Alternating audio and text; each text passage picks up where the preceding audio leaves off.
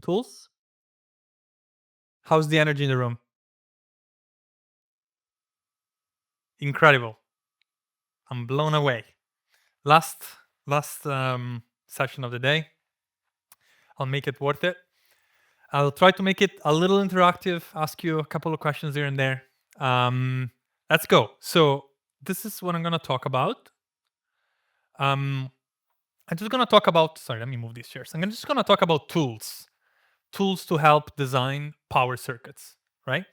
And I'm going to go through a number of them, a number of categories of tools. So I'm going to start with tools to design magnetics, then to estimate FPGA power consumption, then the tools that a lot of the manufacturers provide, like power component manufacturers, like TI, ADI, and so on. And then I'm gonna show you like a curious LLM-based tool that just came out a couple of months ago. Then I'm gonna talk about the good old spreadsheet that I've seen a number of hardware designers use, and then I'm gonna talk a little bit about what we do in the world of power design. It's not gonna be an exhaustive list of tools for power design automation. These are the ones that we found as a team to be the ones that came to mind to us and to ChatGPT. So we're gonna start with tools to design magnetics. Um, so these tools are provided by companies like Worth, right? Electronic. Their tool is called Red Expert, and you want to use these when you're designing something that has a little bit of high voltage or high current, so in general high power. And in general, they're best for high power, high efficiency, and designs where you're gonna use a few discretes, right? And so in general, these tools are there to help with more advanced design considerations. I mean, it's very small, I realize on this screen, but basically, it's almost 20 tools that were proposed this year. A number of them are on filtering, a number of them are on DC to DC converters. And so the way they usually work, this one coming from the magnetics companies, is that they present to you, like they let you choose your converter topologies. Most of the time, it's a switch mode power supply, buck boost, synchronous, non-synchronous, and then you can specify your input and output requirements in terms of voltages, load. And then what they do is they propose to you a number of options for their capacitors and their inductors, right? And then for each of these options, they have a lot of information that you can look at, parametric, and in terms of curves as well. This is, for instance, how the inductance and the resistance change as a function of the current and of the frequency. And then specifically, Worth also proposes a number of converter modules, which they sell. And what you can do is you can go into these red passives here and then change them to get some alternatives. Maybe you're not happy with this specific part number that they propose for Cout, so you can click and they can give you some alternatives there. So that would be the first that we see, Worth, and then very similar is Coilcraft. I mean, both companies are down here, by the way. Power Inductor Select, so I'm actually advertising for them. It's best for high power, high efficiency again, and discrete designs. I mean, one difference that they have very similar tools. The Worth has a little bit more. They focus more on inductors and transformers. I don't think they sell. I think that's what they primarily sell, Coilcraft, and again, it works. Sorry, this is not always very smooth. That's why sometimes my speech is not coordinated with the text. But basically, as before, you choose a topology, and then they provide you the magnetics to choose from, and a detailed analysis for the parameters and for the curves of those magnetics. In this case, they don't propose converter IC. At least I couldn't easily find them on their website. And then there's Murata that focuses more on capacitors, but they also have inductors, ferrite beads. And here, I would say they focus more on giving the parameters of their own components as opposed to help you with a more general switch mode power supply design. But they give you, frequency characteristics, and they show you how the impedance and resistance change with that, and some responses as well. So basically, these family of tools are coming from companies that sell magnetic components, and they don't sell you the chip itself that is going to do the power conversion. They help you more when you're doing the whole converter yourself with discretes. Or if you need some external components for a chip, they help you out with that, especially the inductor, but also the capacitors. So that would be the first family of tools that we're going to focus on. The second one is FPGA vendors, right? As you know, designing an FPGA is a long and complex process, and obviously you also want to design a circuit board around your FPGA. And so that really depends on how many rails and what those rails are going to be powered at, and also the sequencing of those rails. And you so these tools basically give you an indication of the power consumption of the FPGA broken down by rails, and they give you that indication and estimation over time as you design your FPGA throughout the life cycle. And so basically, you can do it as soon as you want, but then the later you go, the more accurate the estimates are going to be. And in general, if you provide information like like the which IO banks you're gonna use, which frequency, which toggle rates, and which like how much you're gonna roughly use every peripheral that can be used by the FPGA, the more accurate these power estimates are going to be. So Intel Altera has one thermal calculator from a quote of theirs is it estimates the power consumption of your design before creating and at various stages during the design process. So they help you out to know how much it's going to consume. And that's important to design your power circuit because, well, first of all, you can actually start doing the design work in parallel, so you don't have to wait, and you can test that the FPGA sooner rather than later when it's ready. And then also, like if you see that your FPGA is actually consuming too much compared to the power budget that you have, you can actually change some of the behaviors or change some of the requirements for the functionality. And a similar tool is given by Xilinx. Actually, they don't have an online tool. They have a spreadsheet. At least that's what could be found easily on their website. It's a very, very advanced spreadsheet, and you can input a lot of information. Like before, I said you can specify which the functioning of each of your peripherals. In this case, it's a transceiver configuration where you can specify the data rate, the operation mode, transmitter or receiver, and clock source, and so on. And so that's going to give you like an accurate estimate of the power consumption. So these are FPGA power consumption estimates. And now we're going to the next set of tools, which are the ones provided by the vendors of ICs for power regulation. The one that, at least in my experience, I hear the most is TI Webench. And TI Webench lets the engineer specify input voltage and load requirements for a specific regulator, right? So you say, hey, this is my VIN, min and max. This is my output voltage and load. You can also specify some more advanced configuration. You can say here, do you need an isolated output or not? And then what they do is they provide to you like a number of different options. These are all regulators from TI, right? So you have access to one vendor, but they've been vetted by them. You can see a number of characteristics, and they also help you with sizing all the passive network input and output, including the inductors. They also tell you I think the switching frequency, frequency here. And it does provide multiple solutions, like you saw, that they can be filtered and sorted. It also accepts more advanced requirements, like do you want an isolated output? What's the voltage ripple that you're happy to tolerate? And it can also give you like a different set of suggestions based on the fact that you prefer cost, size, or power. They also have something called Power Stage Designer, which includes a number of other useful calculators that can be helpful in your power design. So that's the one, as I mentioned, that I've seen mostly used. There is also like a similar suite of tools by ADI. They have LT PowerCAD and ADI Power Studio that are very similar in functionality to TI Webench. Basically, you enter the supply specifications for your regulator. You get a regulator design, actually a few options for them. You can see the efficiency and power losses. You could see the same thing in TI. Maybe they have a little bit more focus on loop stability and transient for when you're actually touching the controller loop of a regulator. And then you can see the design summary and the BOM. So that's a very similar offering. They also have LT Spice, which is a simulator that has a lot of linear technology parts that already have spice models for them, that you can simulate a number of responses and behaviors. Um, you know what? I'm just gonna use my laptop to move forward here.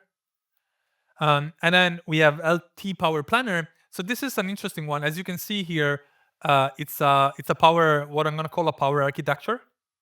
Moving forward in this presentation, it's a power architecture where you have basically an input, two loads, and two outputs. It's a very simple one here, um, and in here you can specify all the voltages and all the currents. It's quite important to say that it actually doesn't provide you component suggestions. Like, it's a place where you can specify your requirements so that you can understand them, share them with your colleagues, and so on. You can tie it back to a component that you choose in LT Power Cat and import it in one of these blocks. But it's not that you give this as an input and it outputs to you like a set of regulators that work well together, right? It's just an architecture tool. And then again, they have a number of useful calculators that can be used. The reason for which I specified that this actually doesn't provide the regulators themselves is that we're going to see some tools that do that in a second. Um, and then another one is monolithic power supply. A difference here is that to actually get the full design of a regulator, you need to specify a part number. So you don't. It's not like Data 2 where you specify your requirements and you get a number of options. Here you say, okay, this is my input voltage, output voltage, load, and this specific part number that I want from a monolithic power supply. Give me everything. So, and it's going to give you the same parameters, the same curves that you've seen before, including how to size all the passives. This is a typical example of one of those regulators, and as you can see, you have to specify a specific part number up here. So we've seen 3 of the manufacturers' tools. There's many more. ST has one, Renesas, Infineon, and there's more. They all follow the same idea, which is you on their website and you got a lot of information that had to design with their own power components. Next is a custom Excel spreadsheet created by an electronics engineer. So I've seen a few of those over time, and they can get quite complicated. It takes a bit of time to set them up. I've blurred some stuff here because so that was some part numbers. But basically, the one way to set it up is you can actually have here your loads. Here you can have your external loads, and here is these are your regulators basically.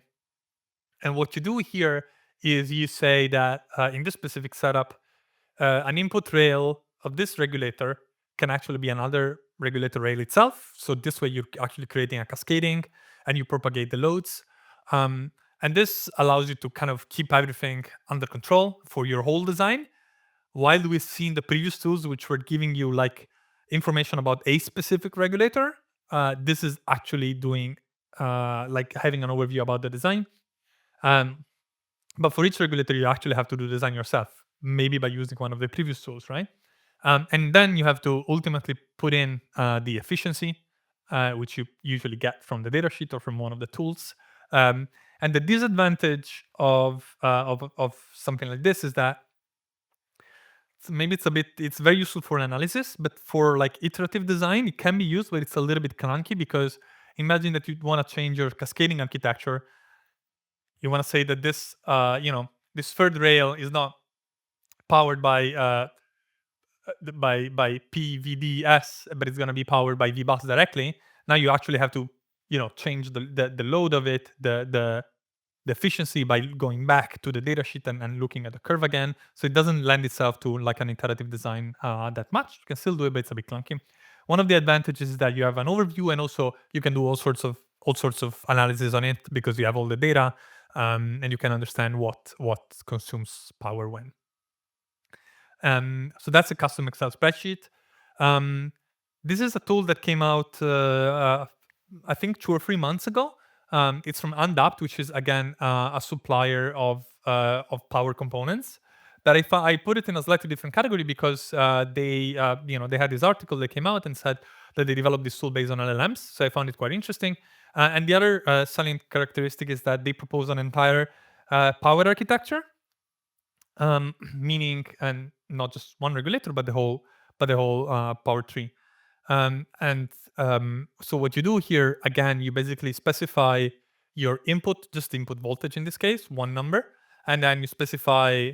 So if you remember, for instance, TI had minimum, max for the input voltage, and here you then specify the different rails. I've just put 4 rails here, each of them with one voltage and one load current. And then what they do is they propose some parts of theirs to you, and they do that by building a solution. It's almost like when ChatGPT is spinning and it's thinking. That's what they're doing behind the scene. They're probably calling some OpenAI APIs or some equivalent APIs, and then ultimately they output a solution with different components that you can use, including external passives like inductors for you. So that's that's all for all the rails at once. Actually, I said I was going to make it interactive. Okay. Has anyone seen this before? Has anyone used? Okay. Actually, what I wanted to ask was if anyone has used. Oh, sorry, I'm going to the wrong place. If anyone has done a spreadsheet like this on their own. Okay. I see a few hands there. Do you still do it? You still keep it, or is it more a thing of the past? It depends for certain applications. For complex systems. And when you need to design individual regulator, what do you do? Do you use some of the previous tools that I showed, like from the vendors, or do you go only based on the data sheet and first principles equations? Both. Okay. So trust the vendor, but still double check and do your own. Okay. Cool. So that's being that AI, and then the next question is: has anyone tried ChatGPT for power design so far? Yeah. How did that work out? Not fully accurate. Depends on the model. They use a maze all crops. So you've seen an improvement over time with latest models. Why they've been very big happen.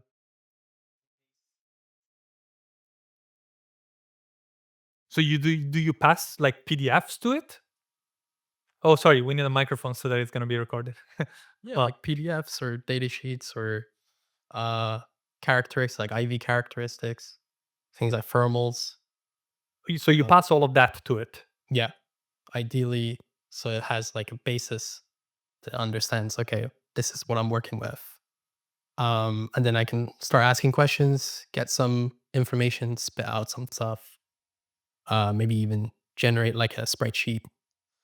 But it's not perfect, so it's got its flaws. I think it would have been better if it was like its own GPT, like a custom one, rather than like a generic model served for like just basic tasks. But yeah, I mean, unless there's anybody else has actually used it in their applications. Anyone else used it that wants to share? Not yet ready for. It's not yet ready for giving good solutions. It's answer if you give lots of requirements, so it's answer some of them, but doesn't really answer all of them. So when I really struggle to find, let's say, integrated circuit or something other component that is not easy to find with the other tools, and I'm trying ChatGPT, I get disappointed. That's Okay. but in easy searches, it is working well. Okay. Easy Okay. So you're cases. using it more for searching. Okay. Thanks. I did a little experiment. I just asked, can you provide me with a power design with a 12-volt input and 4 different output rails from 3, 5, and 2.5 volt. I was very good at creating a table with the same thing that I said. And then, but it also proposed like a recommended design approach. It's a bit small to read, but you know, for the different rails. Here you can use 2 independent converters with one capable of dual outputs for the different rails, because I had like a double rail which is with the same requirements there. And then he also again showed a little diagram of the same thing, and the total power budget. And then it said, I didn't even ask, but it said, oh, do you want here it said, do you want a bomb and a KiCad schematic? I said, all right, just give it to me. I didn't ask, but just give it to me. And then I said, yeah, sure, give me both. And he gave me a bomb here. And then he gave me a KiCad schematic, but KiCad schematic didn't load in KiCad. So I tried different versions of KiCad, I tried online viewers. So that was a little bit disappointing. But I think for my understanding is that for a design, for like a simple enough design, it can give a good starting point. So it's better to double check it, obviously, rather than just going production with it. But I think it can definitely save time. So we've talked about a number of vendors. We have like still a few minutes. I've recapped why they do what they do, right? And the component vendors, FPGA, magnetics, or power ICs, they do it because they want the components to be easier to use, right? And that makes a lot of sense. And you find the tools easily accessible on their website, and that's their main goal. So I was, I was asking myself why people use like you guys do sometimes a spreadsheet, and it's actually because one of the reasons that you can choose from, like, you don't want everything from one manufacturer. If you do your own calculations, you can choose from different manufacturers, and also it gives you like an overview of the whole power network, and you don't look at one at a time. And these were like the two needs that we set forth to solve when we developed the power assistant circuit engineer at Circuit Mind. And so I'm going to talk to you a little bit. I'm going to talk to you a little bit about it. So the way it works is you also create a block diagram like you've seen before in that ADIs tool, the bottom one. So you have your input here, and then in this case we have an FPGA as well, with all the different rails. You can either specify the rails, or you can let us deduce them for you. But in this case, you specify all the rails, and you also specify the power architecture that you prefer. Or you can also leave the power architecture open. You just have the rails, and then the platform is gonna figure out the best power architecture for you. And so you basically input your high-level requirements. You also need to clarify whether you care more about size, power, or costs. Like you saw in the other tools, as you guys know, these are trade-offs. There's no free lunch. There's no small, cheap, and power efficient. And so whenever you drag something to the right, all the other ones go to the left, because they gotta sum up to 100%. So that's the input side of things. And then in the output, you just get a schematic, really, as the main output, where we've designed every regulator for you, including adding all the passives, like you've seen in the other tools, right? But in this case, they come from different vendors. And you also get like a recap of your power architecture, whether you had specified it or whether the tool figured it out for you. You just get like all the loads in a separate way, and then you can click on any of the regulator blocks, and you can see all the power design parameters similar to the other tools that you've seen before. Here you can see like the fixed power properties, but also the design ones, like which inductor do we pick? What's inductance, what's the duty cycle, what's the ripples, what's the switching frequency, and so on, right? And all of that has been designed on the fly. It's not predefined designs. It's all done by solving the equations. And you can also see the efficiency curves that come directly from the datasheet, and the efficiency that has been picked. You also get a number, because it's built on our core Circuit Mind technology. You get also like a number of other outputs, like the stress and derating analysis. So how far are your components from their rated values in terms of temperature, voltage, maximum current, power. You get failure mode analysis that is useful in certain industries, like safety critical, like automotive, aerospace, where basically you have a template where you can use to understand all the different failure modes of all your components. You get procurement, because obviously since the components come from different vendors, you gotta buy them differently, potentially from different distributors, and that's what you get, including the stock availability, the lead times, and so on. and then a number of design verifications that are run on the entire design at the end of the generation. You can export it to a CAD tool of your choice. This is Altium here, but we also have the Cadence ones, the Siemens Mentor-Graphics ones, and if you actually want to go further, you don't need to focus only on the power part of your circuit, but you can actually put also your controllers, your sensing, your actuation, your communication devices, and then the platform will choose each component for you and put them together in a way that works just at the schematic level.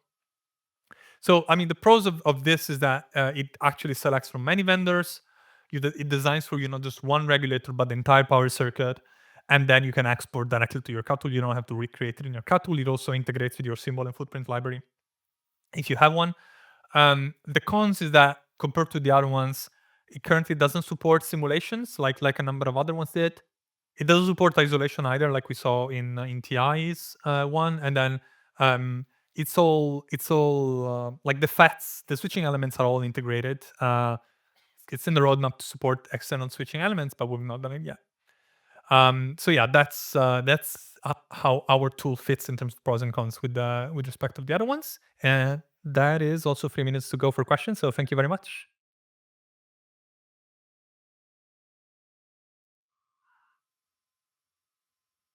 Yes. Exports for KeyCAD. Sorry? For KeyCAD EDA, is there an export? So not at the moment, but it's a very quick one for us to develop. So our estimate development time for KeyCAD is 10 days. Oh, wow. Yeah, because all the symbol representations are in KeyCAD already internally, and then they get converted or integrated with the other tools. Is there a particular version you're developing it with? For KeyCAD? Yeah.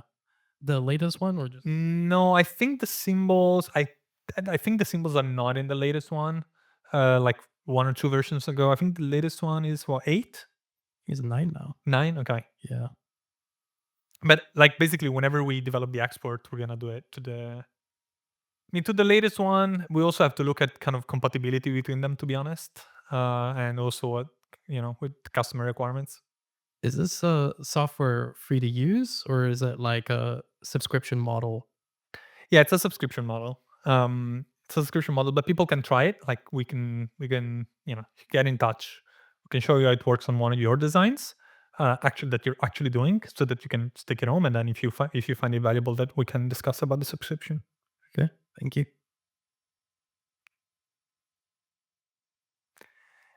Any other questions?